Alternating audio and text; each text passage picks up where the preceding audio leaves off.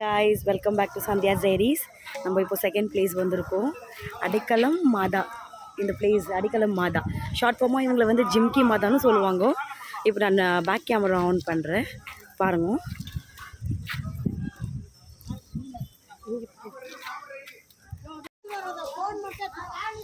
இங்கதான் பிளேஸ் ரொம்ப பியூட்டிஃபுல்லாக இருக்குது, ரொம்ப நல்லா இருக்குது பிளேஸ். என்ன போட்டு நல்லா இருந்துச்சு தண்ணி.